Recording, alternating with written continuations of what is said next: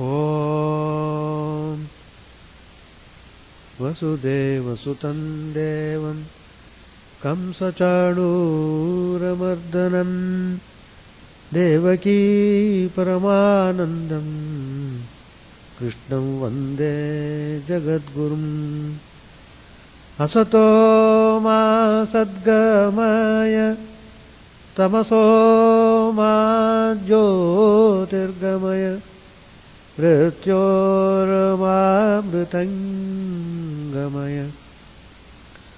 Om Shanti Shanti Shanti. Let us offer our salutations to Lord Krishna, the embodiment of bliss, who came to establish dharma and punish the wicked. Let us pray to him to lead us from unreal to real, to lead us from darkness of ignorance to the light of knowledge, to lead us from death to immortality. We have been studying yoga of meditation. Verse number 35.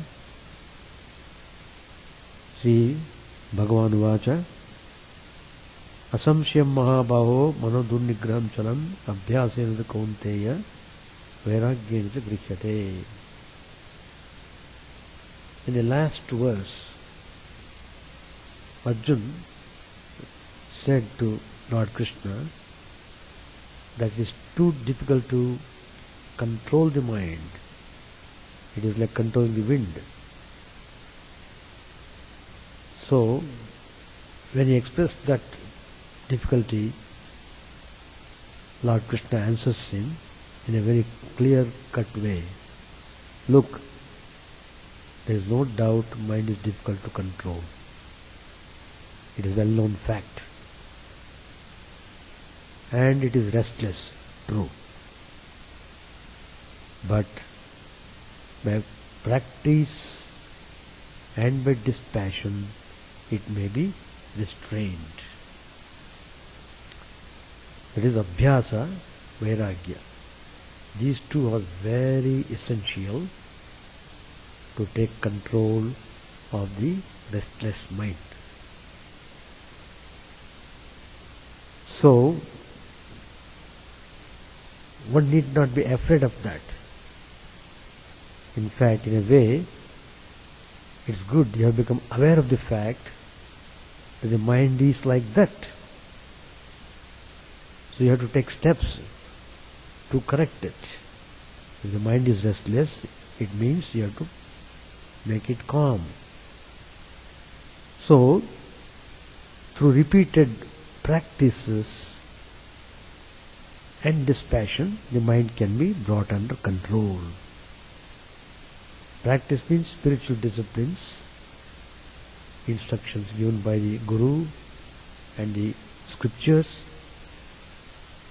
and teachings of great masters and saints. They are to be practiced with all earnestness. Practice continuously, then it is quite possible to control the mind. So, a thing is simply very strong, need not cause any fear. One should find out a strong weapon, be the use of which it would be subdued, by use of which. It is well known fact that the elephant is a very strong animal. What of that? If one could procure a small gourd, it is well controlled. Ankush. Lion, tiger, and other cruel animals in the forest, though they are all very strong, they are all controlled by weapons, by tranquilizers, and such other things. And ox is made to behave through the rope drawn through its nose. So like that, there is a way for controlling it. We should know it and we should do it. There it comes the point. Simply knowing is not enough. You have to do it. So, know it and do it, they are the most essential factors in controlling the mind. So, two disciplines are said by Lord Krishna to control the fickle mind. One is abhyas, that means repeated practice, not simply doing 1 or 2 days and then go in a different way. No. Repeated practice. Second is dispassion.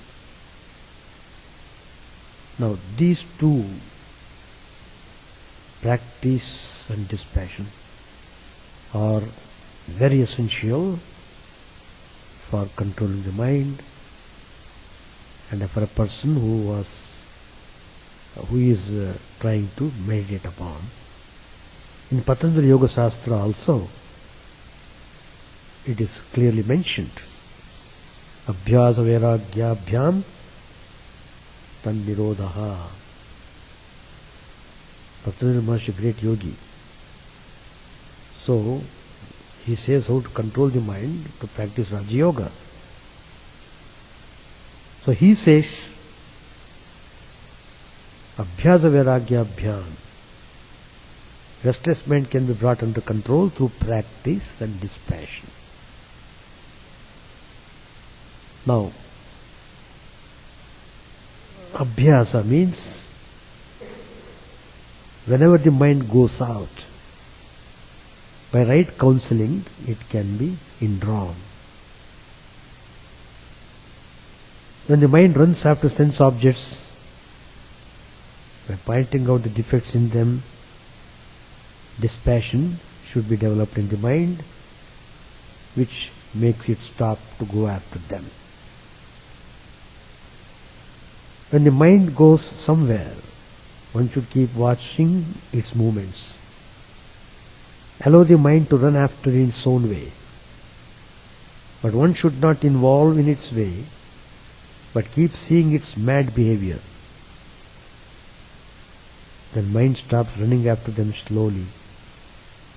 If somebody is seen watching the thief stops immediately to avoid his arrest.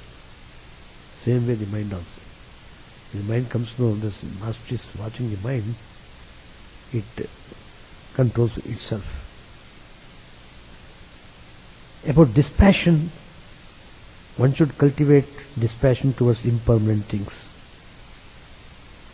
Bhartrhari, a great poet, a king poet, he has written most wonderful verses, 100 verses on Vairagya Shatakam, it's called. 100 verses, beautiful, full of ideas, spiritual gems, we should say. So there, Bhartrhari, he says, Vairagyameva abhayam. Dispassion is a place of fearlessness. By discriminating the perishable and constant change in things of the world, one should develop dispassion towards them. Then the mind ceases to run after external things and becomes inward and is able to focus on the Atman. All the visible things of the world are under the control of time. That means, in course of time, they are all perishable.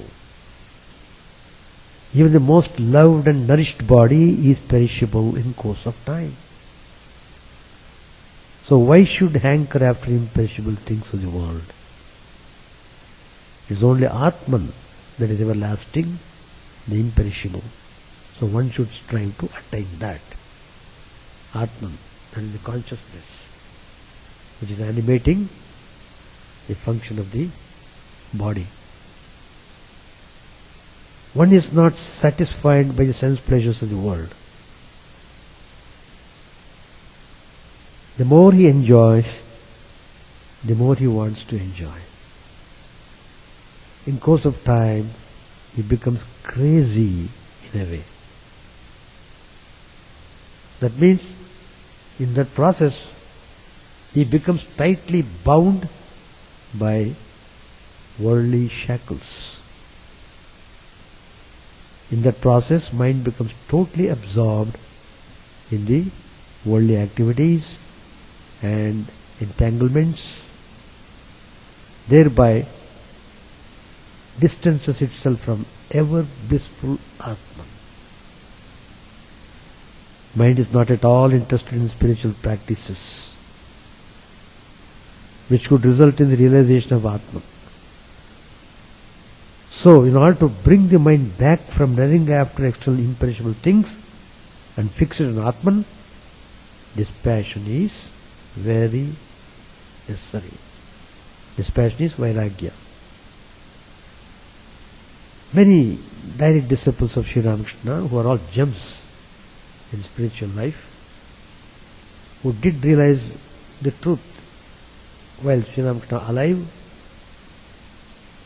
under the training of Sri Ramakrishna, they have expressed most fantastic ideas about dispassion. Swami Brahmanandaji, he says, dispassion is the first principle of spiritual life. A man of learning may write books or give lectures, but if he has no dispassion in his heart, and if he does not practice what he teaches, his words cannot be effective, for they have no power behind them. They merely create a momentary sensation. Without dispassion toward the world, faith and love do not grow. You must have dispassion. To lose the ego in God is dispassion. When a man finds no peace in the world, dispassion grows within him and he is drawn to God. Sometimes we feel when a person is passing through lots of sufferings, difficult situations, then he is drawn inward. Why all these things happening? What is the cause? So like that he begins to think about God. To the question, should a man renounce the world if dispassion arises? Swami Brahmanji said, yes, he should. Once a true dispassion is awakened, it will spread like a forest fire. As Sri Ramakrishna used to say, when once a man of renunciation is released from the bondage of the world, he never wants to be caught again. He is like a fish that has escaped from the net. Sri Ramakrishna was born in this age to teach mankind that dispassion is the ideal of human life. Be dispassionate. To find goodness and attain peace, give up everything for God. If he has the will, man can be dispassionate and realize God. Therefore, renounce all cravings and hold on tightly to God. When once you have dispassion for all worldly things, it never dies.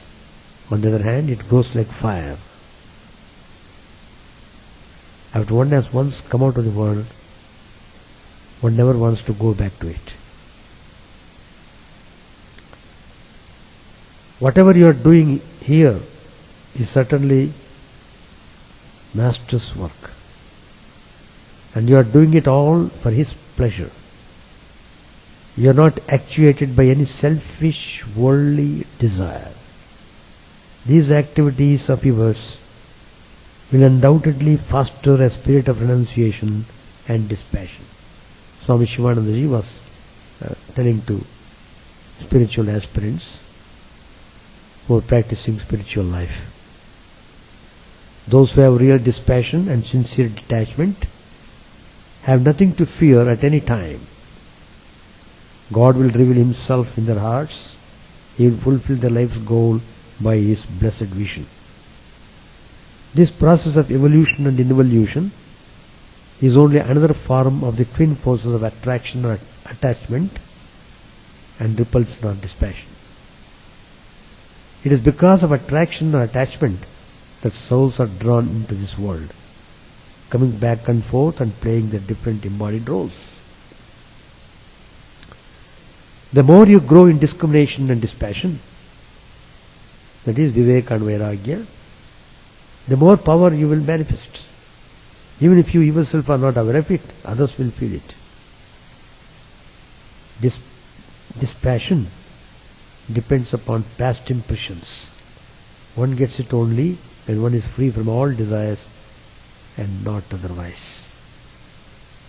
A man full of desires to enjoy cannot even imagine about dispassion. To be dispassionate means to be freed from passions and from egoism. To achieve that end, man practices spiritual disciplines. Dispassion can arise only in a heart that is pure. Out of dispassion springs knowledge. Swami Premanand used to say, let the strong wind of dispassion rise in your minds. Let the trees of desire be uprooted. Then even as birds fly from shelter of trees before a strong wind, will the ignorance and selfishness, jealousy, hatred and egoism take flight from your hearts. Then shall peace follow and fill your lives, even as calm follows the storm. Keep alive the fire of dispassion and renunciation within you, and let your mind be renewed by the deep impression of purity. Sometimes dispassion arises suddenly in a man due to frustration. Sense objects become like bitter poison to him. But such dispassion is like a fire kindled in a heap of straw. It soon burns itself out. In order to become stabilized in renunciation and dispassion, one must try to become absorbed while repeating with single-minded devotion the name of God. With the fire of dispassion, burn away all the impurities of the unregenerate mind. Then only will you realize God and feel His grace. Then only will you see the one infinite, omnipresent, blissful God dwelling within your own hearts and within the hearts of all beings. Taking vows and fasting on special days like this help us to develop discrimination and dispassion. They are aids in purifying the heart and thus prepare us for God vision and realization. It is important for every spiritual aspirant to observe such vows, to perform worship and to pray. Whenever some special occasions come, people do fast in order to keep the mind calm. With that calm mind, they could pray properly. Dispassionateness first originates by seeing the evil clinging to sense objects. Until a person begins to see the dark side of life, no spiritual advice is of any avail to him. One becomes dispassionate towards the world by seeing the emptiness of chasing mundane pleasures and clinging to transitory things. Until a person is ready and sees through the appearances of the world, no spiritual instruction will be of any avail. First the ground is to be prepared, then alone will the seeds take root and grow into beautiful plants. The means for bringing the fickle mind under control are dispassion and practice. This statement is in the Bhagavad Gita. There is no other way. Swami Akhandanandaji, another great disciple of Sri Ramakrishna, said, practice is essential. That is abhyas. Intense dispassion is also necessary. Otherwise, no progress is possible. So, abhyasa, vairagya go together. The way is earnestness, discrimination and dispassion. Dispassion is of various kinds.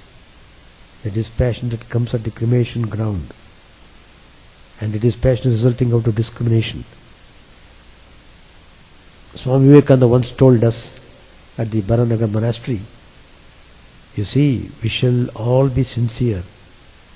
Our dispassion will not be like that of the householders. They also have a kind of dispassion at the cremation ground when they see the body of a loved one burning to ashes. That dispassion is temporary.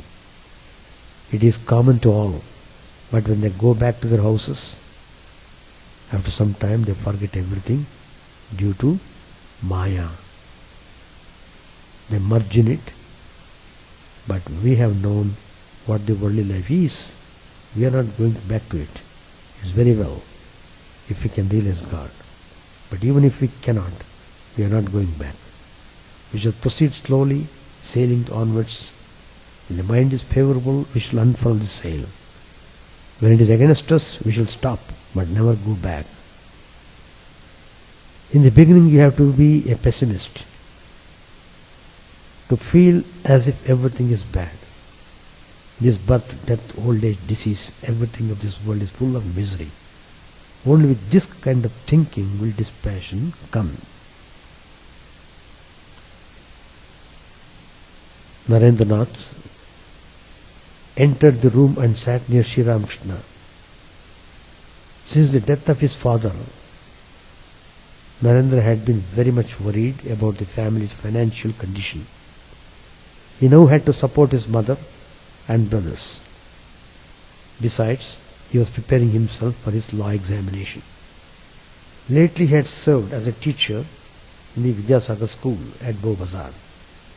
He wanted to make some arrangement for his family and thus get rid of all his worries. Sri Ramakrishna knew all this. He looked affectionately at Narendra. Then Sri Ramakrishna said to him, "Well, I said to Keshav, one should be satisfied with what comes unsought. The son of an aristocrat does not worry about his food and drink. He gets his monthly allowance. Narendra too belongs to a high plane. That's why is he in such straitened circumstances. God certainly provides everything for the man who totally surrenders himself to him." Master Mahasi said, "Narendra too will be provided for. It is not yet too late for him." Sri Ramakrishna said, "But a man who feels intense renunciation within does not calculate that way. He doesn't say to himself, I shall first make an arrangement to the family and then practice sadhana. No, he doesn't feel that way if he has developed intense dispassion. A Goswami said in the course of his preaching, if a man has 10,000 rupees, he can maintain himself on the income when free from worries. He can pray to God. Keshav Chandra Sen also said something like that. He said to me, Sir, suppose a man wants, first of all, to make a suitable arrangement of his property and estate and then think of God. Will it be all right for him to do so? Is there anything wrong about it? Sri Ramakrishna said to him, when a man feels utter dispassion, he looks on the world as a deep well and his relatives as venomous cobras. Then he cannot think of saving money or making arrangements about his property. God alone is real and all else illusory. To think of the world instead of God? A Brahmo devotee asked Sri Ramakrishna, Master, how does one cultivate spirit of dispassion? Why don't all people attain it? Sri Ramakrishna replied, dispassion is not possible unless there is satiety through enjoyment. You can easily cajole a small child with candies or toys, but after eating the candies and finishing its play, then it cries, I want to go to my mother. Unless you take the child to its mother, it will throw away the toy and scream at the top of its voice. A devotee asked, Master, why don't we feel dispassion towards worldly objects? Sri Ramakrishna said, because of Maya. Through Maya, one feels the real to be unreal and the unreal to be real. The real means that which is eternal, the Supreme Brahman. And the unreal means that which is non-eternal, that is to say, the world. The devotee asked, Master, we read the scriptures, why is it that we can't assimilate them? Sri Ramakrishna replied, what will one accomplish by mere reading? One needs spiritual practice, austerity, call on God. What is the use of merely repeating the word Siddhi? One must eat a little of it. The hand bleeds when it touches a thorny plant. Suppose you bring such a plant and repeat sitting near it. There, the plant is burning. Will that burn the plant? This world is like a thorny plant. Light the fire of knowledge, and with it set the plant ablaze. Only then will it be burnt up.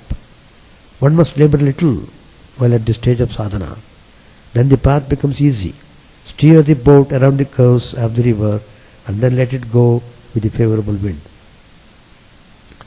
As long as you live inside the house of Maya, as long as there exists the cloud of Maya, you don't see the effect of the sun of knowledge. Come outside the house of Maya, give up lust and greed, and then the sun of knowledge will destroy ignorance. A lens cannot burn paper inside the house. If you stand outside, then the rays of the sun fall on the lens and the paper burns. Again, the lens cannot burn the paper if there is a cloud. The paper burns when the cloud disappears. The darkness of the mind is destroyed only when a person stands little apart from lust and greed, and thus standing apart practices little austerity and spiritual discipline. Then only does the cloud of this ego and ignorance vanish. Then only does he attain the knowledge of God. This lust and greed is the only cloud that hides the sun of knowledge.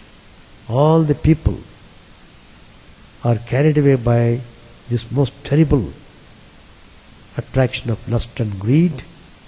That's why they are not able to control the mind in any manner. There is a famous proclamation of dispassion. It's called Vedanta Dindima, Vairagya Dindima. This is composed by Shankaracharya.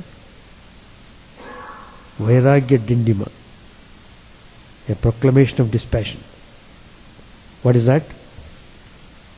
There are 4 verses which Shankaracharya clearly points out. Kamaha, Krodhascha, Lobhascha, Dehe, Tishtanti, Taskaraha. Jnanaratna apaharaya, Tasmat Jagrata Jagrata. There lurk thieves in the frame, lust, anger and greed, to steal the jewel of thy wisdom. Therefore, awake, awake. Janma dukkham jara dukkham jaya dukkham punaha. Samsara sagaram dukkham tasmat jagrata jagrata. Birth is full of pains. Old age is full of miseries. And the family is again the source of all miseries and pains. This ocean of samsara is full of grief. Therefore, wake up, wake up. Mata nasti, pita nasti, nasti bandhuhu sahodaraha, artan nasti, grihan nasti, tasma jagrata jagrata. You have no mother, no father, no relatives, no brothers, no wealth, no house. Nothing will remain forever. Nothing will follow you after death. Therefore, wake up, wake up. And the last verse, Ashaya badhyate loke, karmana bahuchintaya, ayukshinan najanati, tasma jagrata jagrata. You are bound in this world by desires, actions and manifold anxieties. Therefore you don't know that life is slowly decaying and is wasted away. Therefore, wake up and wake up. These are the 4 verses called as Vairagya Dindima, proclamation of dispassion. This is said to be composed by Acharya Shankar. He gives us warning, forewarning. We don't heed to these warnings. We just live the life most carelessly. Then when we come to know it, it is too late for us to do anything. So, Jagrata, Jagrata, awake, awake.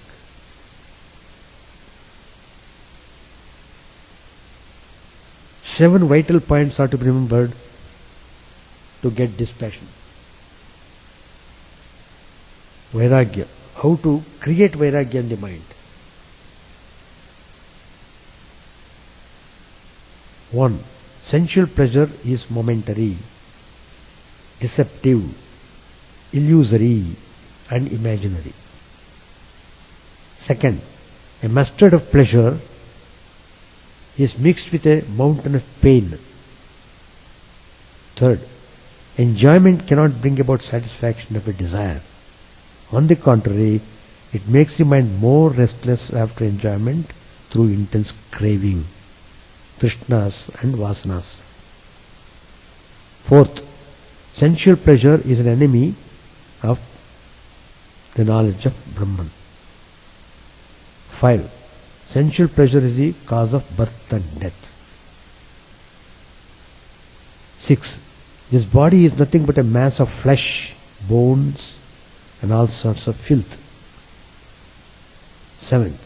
Place before the mind the fruits of self-realization or life in the soul or Brahman or the eternal, such as immortality, eternal bliss, supreme peace and infinite knowledge. If you remember these 7 points mentioned now, if you remember these always, the mind will be weaned from the cravings for sensual pleasures. Vairagya, Viveka, Mumukshutva. Vairagya, Viveka and Mumukshutva. Dispassion, discrimination, and discrimination from the real and unreal, and keep longing for liberation from birth and death will dawn. You should seriously look into the defects of sensual life. That is, you must have dosha drishti, and into the unreal nature of worldly life. That is mithya drishti. In Vairagya Shatakam, the great poet, king poet Bhartrhari has mentioned very beautifully, where is the location of fearlessness? Bhoge roga bhayam, kule chuti bhayam, vitte nrupatmanat bhayam, mane dainya bhayam, bale ripu bhayam, रूपे जराया भयम, शास्त्रे वादि भयम, गुणे खल भयम, काये कृतांताद भयम, काये कृतांताद भयम, सर्वं वस्तु भयान्वितं भुवि नृणां वैराग्यमेवा भयम. That is, in enjoyment there is fear of disease. In social position, the fear of falling off. In wealth, the fear of hostile kings. In honor, the fear of humiliation. In power, the fear of the foemen. In beauty, the fear of old age. In scriptural erudition, the fear of opponents. In virtue, the fear of slanderers. In body, the fear of death. All the things of this world pertaining to human beings are attended with fear. Dispassion alone and stands for fearlessness. Vairagyameva abhayam. Dispassion alone stands for fearlessness. Rest of the things, they all end up with fear and fear.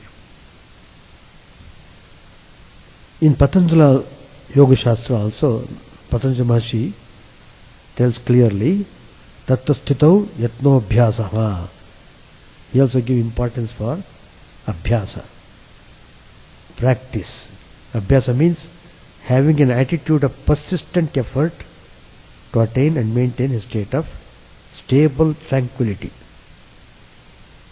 Here Patanjali means continuous practice, not just 1 or 2 days. You have to be always at it, not just for a few minutes a day and then allowing the mind to have its own free time all the other times. It means you become eternally watchful, scrutinizing every thought, every word and every action. How? Patanjali gives 3 qualifications. In the sutra he mentions Satu Dirghakala Nairantarya Satkara Sevito Dridabhumihi. To become well established, this needs to be done for a long time, without a break. From this stance, the deeper practice continues to unfold, going ever deeper towards the direct experience of the eternal core of our being. Practice becomes firmly grounded when well attended to for a long time, without break and in all earnestness. The first qualification for the practice is that it should be done for a long time. Unfortunately, we just want the result immediately. If the Guru asks you to repeat a mantram and tell you that you will be peaceful and realize beautiful things within, you will go back home, repeat it for 3 days and then will say, I have repeated it for 3 days but nothing happened. Maybe this is not a suitable mantram for me. Will you please give me a different mantram? See, so Patanjali says, for a long time. He doesn't say how long. And then it should be without break. People often say that they are practicing yoga for the past 10 years, but are still the same. How often? Oh, off and down. So it must be continuous practice also. And the last qualification, in all earnestness. That means with full attention, with the entire application of your mind, and with full faith in your achievement. Even when you want something or somebody on the worldly level, you will be after it day and night. You don't sleep, you don't even eat, you are always at it. If this quality is necessary to achieve even worldly success, how much more so for success in yoga? So let us not be like little children who sow a seed today and dig it up tomorrow to see how much the seed went down.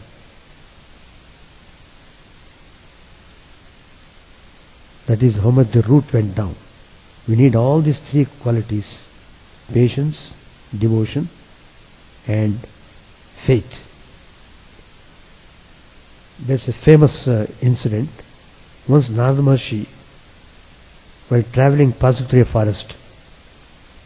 There he saw a yoga student who had been meditating for so long that the ants had built an anthill around his body.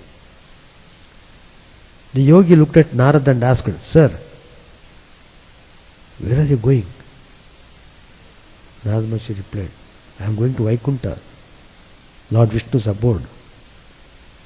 Then the yogi said, well, could you please do something for me there? Sure, what can I do? Then the student says, could you find out from the Lord for how many more births I must meditate? I have been sitting here for quite a long time, so please find out. Sure. Then Narad walked a few miles further and saw another man, but this one was jumping and dancing and singing with all joy. Hare Rama, Rama Rama, Hare Hare, Hare Krishna, Krishna Krishna, Hare Hare. Like that he was chanting and dancing. When he saw Narada Maharshi, he said, Oh Narad, where are you going? Narad said, I am going to Vaikuntha. Well, that's great. Could you please find out for how long I have to be here like this? When will I get final liberation? Sure, I will ask. So after many years, Narad happened to, by the same route, he came again and saw the first man was practicing yoga, he recognized Narad. Immediately he shouted, "Oh Narad, I haven't heard any news from you. Did you go to Vaikuntha? What did the Lord say?" Narad replied, "I asked, but the Lord said you have to take another 4 births before liberation. You have to be born again 4 times. Another 4 births? Haven't I waited long enough?" He started shouting and lamenting.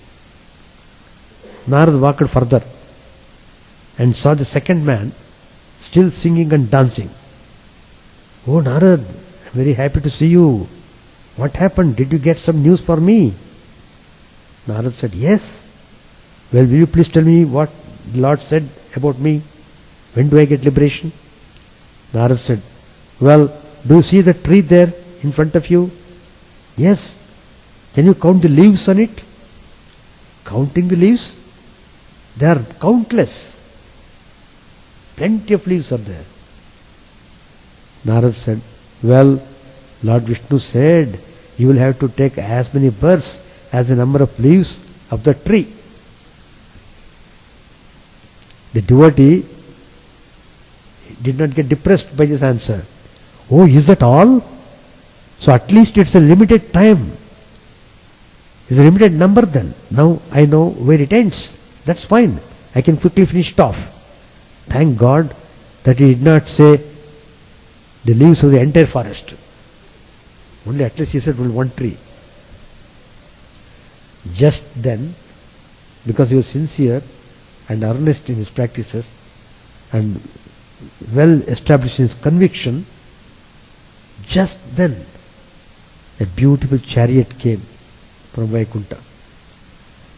And the driver said, "Oh sir, please come in. Would you mind getting in? Lord Vishnu has sent it for you." "I am going to Vaikuntha now?" "Yes. But just now Narad said I have to take so many more births first." "That is true. But it seems that you are ready and willing to do that. So why should you wait? Come on." Lord is very much pleased about your earnestness and sincerity and patience. And what about the other man? He is not even ready to wait for 4 more births. So let him wait and work more. This is not a mere story. You can easily see the truth behind it. If you are that patient, your mind is more settled, and what you do will be more perfect. If you are unsettled and anxious to get the result, you are already disturbed. Nothing done with that disturbed mind will have quality. So, it is not only how long you practice, but with what patience, what earnestness, and what quality also. So like that, the story has been told. So what is needed is tremendous patience and perseverance, strong willpower and determination, and discrimination and dispassion. Then it is possible to control the mind. Let us continue next Tuesday. Om Vasudeva Sutam Devam Kamsachanuramardanam Devaki Paramanandam Krishnam Vande Jagadgurum.